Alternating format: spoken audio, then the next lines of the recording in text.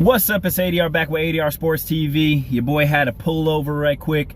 Yes, I'm at work, but your boy wanted to pull over because I wanted to talk about yesterday's Tottenham versus Liverpool game. And I wanted to kind of touch base after the Manchester United game. Is this the downfall of Liverpool, right? We've been hearing different things going on with Trent Alexander-Arnold, getting into a little bit of a boxing match with Virgil. You know what I'm saying? Look, I'm not saying that Liverpool, are falling apart, but this could be the start of some feuding, some headbutts, things like that. Virgil's contract isn't sorted out. Trent, Mo, you know what I mean? There's been some offers, but nothing's solidified, signed, and dotted yet, right? Nothing's got some wet ink on that junk. You know what I'm saying? So this is all I'm trying to say. I'm trying to make it just be known that this may not be as smooth sailing as we think it's going to be for the rest of the season, right? So this is one of those things that we have to see how the remainder of the season goes now, because this season I feel like does have some more ups and downs. Now, I've released a video, I believe it was a live not too long ago, talking about how I feel like Arsenal are out of the title race unless we miraculously do some business, but I don't think that that's going to happen, if I'm going to be completely honest with you. I think that our ownership doesn't have the want to actually try and progress Arsenal, and I think it's a mix between that and they may not trust the manager as much as we think that they do. And if I was in their position after giving him £750 million, I don't know if I would give him any more money to mess up my team, if I'm being completely honest with you. Out of 31 signings that Mikel Arteta's done, we looked over the shout out to Curtis Shaw TV. I believe only 8 or 9 have turned out successful. So that's not a very good ratio. That ratio turns into, 27, 28%, right? So if I'm just doing quick math on the top of my head, so that's not the greatest ratio. So those are some things to look at when you're looking at as an ownership. Hey, look, like, am I going to go ahead and do that? Maybe not. You know what I mean? But also, if they're backing them, they need to back them, right? But it may not be as clean cut as we think of Liverpool just winning the league. A couple weeks ago, people were talking about Liverpool might run away with it, winning by 12, 15 points.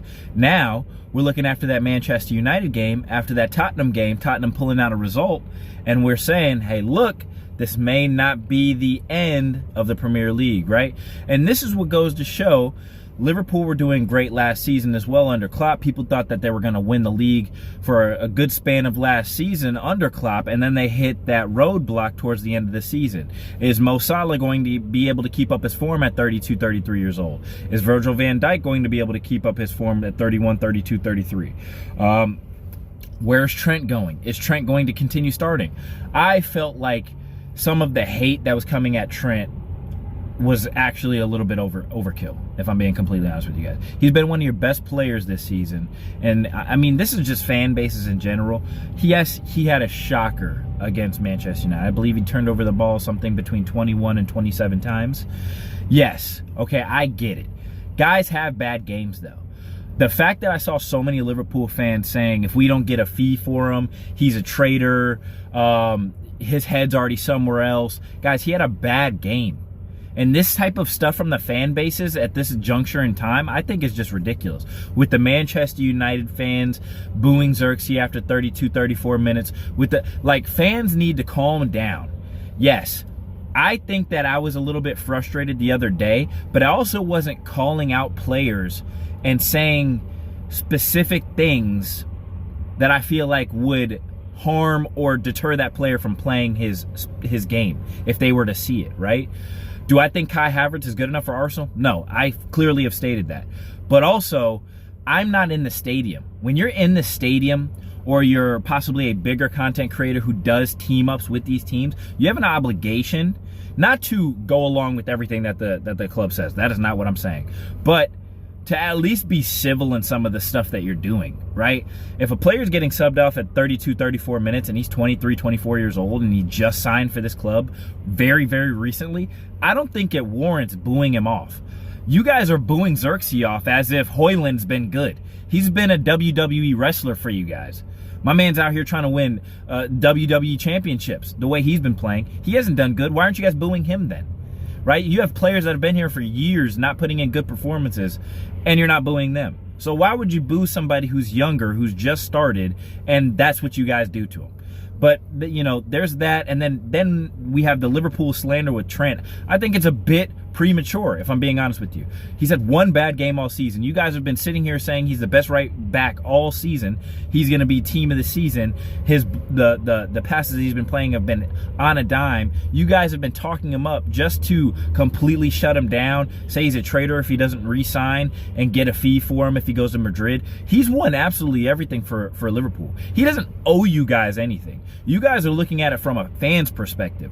Why, if you're the player and you were raised in a club, won them everything, have been loyal to them, and Real Madrid come calling for you, why would you not take the signing on bonus that comes with that, where you can get 20 to 30 million, and then take that for himself and his family? Why would you not do that as a player?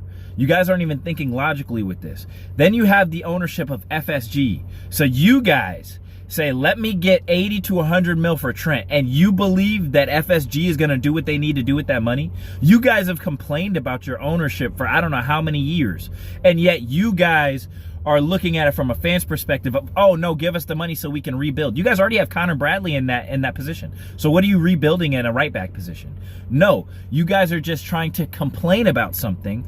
Let Trent do what he does for his career. There's no reason for you to sit here and say all these ridiculous things you guys were saying after the team. Now, if you want to say after the game he was absolutely garbage, this is ridiculous, that type of performance can't be warranted here, I completely get that. I've been seeing people say take him out the limelight, don't start him for a couple games. That's ridiculous. He had one bad game, lads. Let's calm down here. It's not like it's been a trending downward. No, and then he just scored a game, a ricochet goal that you guys were applauding, and you guys liked his celebration where he was saying, yeah, I saw people from Liverpool saying, yeah, he's telling people to just keep talking. Now he has a bad game and you guys are like, see, this is why I don't like the celebration. He's over here getting cocky. No, man, you guys can't have your cake and eat it too. Okay, it's either one spectrum or the other one. Look, yes, based off of evidence, things can change. The evidence doesn't come after one game, though, right? So you guys got to calm down here, right? I just think there's so many things that are premature with so many different people that come from these different fan bases. And I think, honestly, the most level-headed fan base that I've seen on a consistency throughout this season, I must say it, shout out to Chelsea fans. I feel like Chelsea fans have been very level-headed throughout the season. I think that you guys had every right to be upset with the loss to Ipswich.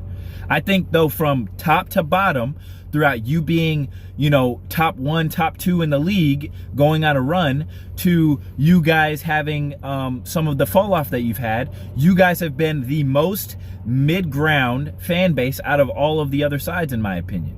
Right? I think that Manchester City fans, I would say that you guys have been up there as far as your reserve level, but let's be honest here, you've won, you know, the last 4, so you guys have every right to just be reserved. Like, and I don't know that many Manchester City fans in anyway, right? If you know a Manchester City fan, tag him down below if you can do that on YouTube. Bring him into the clip, you know, share this with him, and go ahead and have him comment down below if he's a Manchester City fan, and if he is, what year that he started supporting Manchester City, right? That's another thing. Did he just start supporting them last year, right? So there's just quite a few things that I think that some fan bases are doing right now that are a little bit ridiculous. I think that Arsenal fans, the ones that are getting upset, have been calling it out for a long time.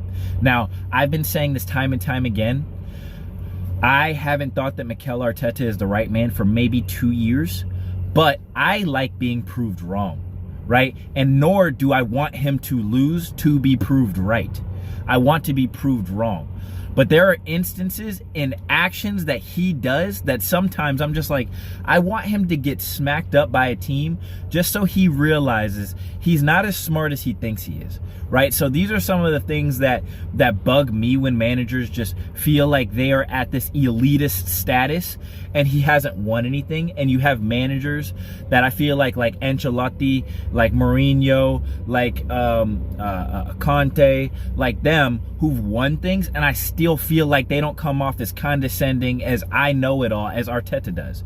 And even if they do, their answers are more real and from the heart than Arteta's. I feel like his are more, I'm just giving you a PR. I'm not going to give you too much, because we had completely different answers in press conferences from Arteta 2 years ago than we do now as well. From even a year ago. Ever since he accepted this $15 million, the owners are the greatest, are the most ambitious. But 2 years ago, 3 years ago, you were saying how you need to take advantage of every single transfer window, right? But I wanted to touch base. I feel like fan bases are really going extreme now. And I definitely know it has to do with a lot of the social media. I've told you guys before, I'm on no social media whatsoever. YouTube is the only thing that I post on. I do that and I watch videos on YouTube just because I get to regulate what I watch, who I subscribe to.